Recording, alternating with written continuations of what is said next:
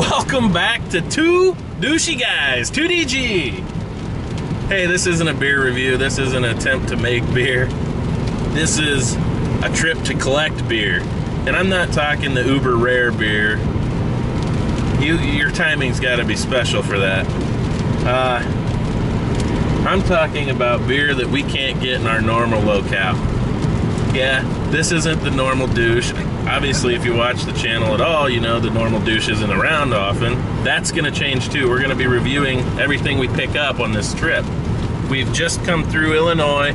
We've come into Wisconsin. We just crossed over into Minnesota.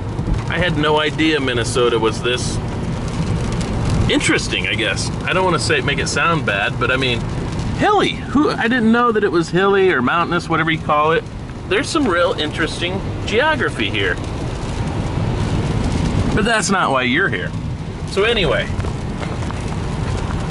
we just crossed Applejack, and last night we stopped in a store there to see what they had. Like I said, nothing uber rare, but we did get what was it, New Glarus, Totally Naked, Moon Man, Spotted Cow, Serendipity, Raspberry Tart, and there was another one. Yeah. I'm sorry, I'm drawing a blank. I don't remember. We got some Surly Furious. Kind of excited about that. That one in the store, it said Rate Beer had 100 on that, so we're looking forward to trying that one out. I got some Pearl Street, which is local to La Crosse. I don't know how wide their distribution is, but I wanted to try something local there. So we got that. Sorry, I don't remember what else. I don't remember everything. Oh, I got an Alaskan smoked porter. That just sounded interesting. I really wanted to try that. And like I said, we're into Minnesota now. So yeah, we already got some Surly, but we're hoping that we might find some more Surly that we can bring back. We're going to be swinging through South Dakota today as well. I'm not sure. I've got to do some research to see what's out there to get. We're going to be going into Wyoming to the Yellowstone region. Then we're going to drop through Utah. Got to get in and out. We don't have in and out where we live. And I like in and out. But there's a few breweries there in Salt Lake and Provo region. And then we're going to come through Denver, well, through Colorado. And if you drink beer, you know what Colorado holds, a whole bunch of breweries.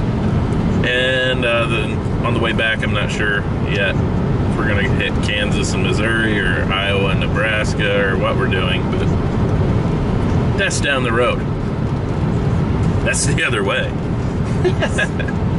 So we'll keep you posted on what else is coming. We're going to have a lot more reviews. Like I said, we're going to have all these beers that we don't normally get in our area, and we're going to be trying out a lot of them. The Raspberry and Serendipity, I don't know, she may save them for Dark Lord or something like that.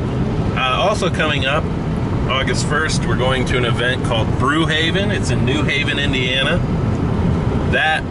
They have about 350, well, last year it was around 306. I think they're saying 350 this year, different craft beers.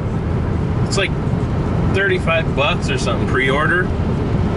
You get your little sample glass and you can sit there. I think it's 4 hours long. It's out in the parking lot under tents and stuff, and you can just sample all day long. And there's a lot of breweries. There's some local. There's their local brew club that has a few things, but there's Tin Man out of like Evansville, Indiana. There's Three Floyds is always well represented.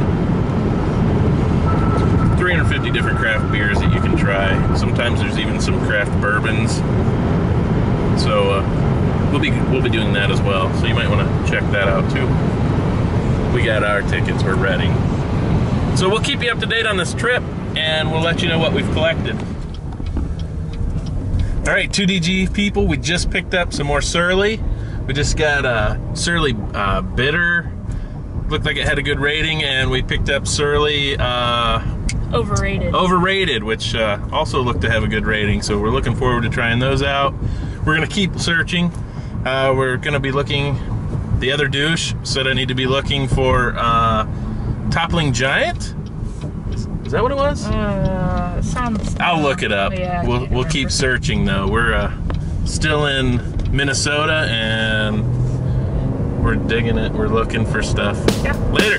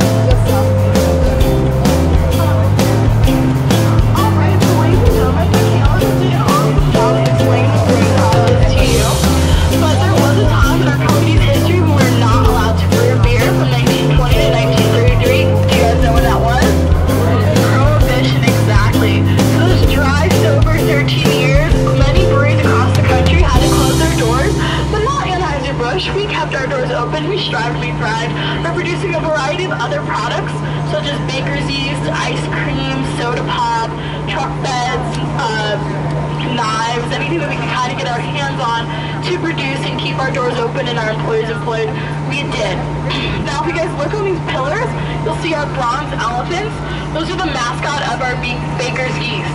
Our baker's yeast actually became so popular that we continued producing it until 1991. Now, on April 7th, 1933, a glorious day, Prohibition Repeal Act came into effect, and we did throw a big party right here on 9th and Pestalozzi with 1,000 of our closest friends. And in addition to that, that was also when the Clydesdale Hitch was introduced, and the Clydesdale Hitch went through these gates and traveled to the East Coast, delivering some of the first cases of post-Prohibition Budweisers to key political figures that were involved in making the Prohibition Repeal Act possible, including Franklin Delano Roosevelt at the White House. When you guys look back to the brew house, you'll see the brew house and its clock tower. Now that's a great point to see. It is known as the heart and soul of our brewery's complex, and it's also one of the most photographed places here in St. Louis, behind the Gateway Arch and the Busch Stadium. So when you guys are done snapping those quick photos, you can do a quick 180. We're going to look across the street. Behind that flagpole is the Old Line Schoolhouse. That is the third and final National Historic Landmark you're going to see on tour day. That is the oldest building on our brewery's complex. It was built in 1868 and was originally a public school. It was named after General Nathaniel Lyon, who was the Union commander of the Civil War forces here in Missouri. Now, the Busch family, because they did reside in the Bruce campus and in the neighborhood, the children did attend school there. And then by 1907, the city decided maybe it wasn't a good idea to have a working brewery and a working school on the same campus. Students weren't coming back from recess, and if they did, they weren't coming back themselves. So the city decided to sell the schoolhouse to the brewery, and we turned it into our executive offices. August Busch Sr. actually turned the third floor into his executive administrative office, where he did attend school there as a child. Now, these were used as offices until 1982, when Budweiser Light was introduced. As you guys know, today is Bud Light. So our company expanded immensely, and we had to move our corporate offices to that building with the black pipe coming off of it, and that's where our corporate offices remain today. Now, full information on this tour, but that does conclude our time here on the tour. On behalf of me and Mikhail, we'd like to thank you guys for coming out and making Anheuser-Busch St. Louis Brewery part of your night. We wish you all the best. Thanks for coming out. We enjoyed you guys. We're going to head back to the beer garden where you guys can exchange those tokens for a choice of anything we want to draft today. Also, you can get soft drinks and water as well, and try any of the food in the beer garden, because I know it's open until 8 or 9 tonight. So whenever you guys are ready, you can go ahead and follow Michaela. Thanks for coming out. This side of the street. There you go.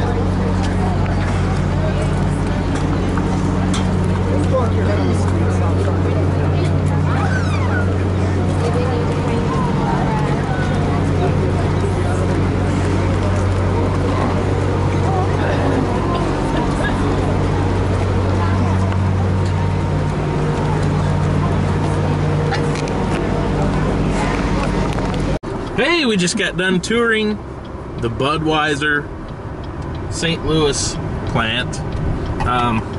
I'd say the tour was worth it. Unfortunately, the one we wanted, we couldn't get on, but we did do the free complimentary tour, and it was worth it. You get a nice sample, and I'm going to tell you, the Bud had more flavor coming straight out of there than any Bud I've ever tasted.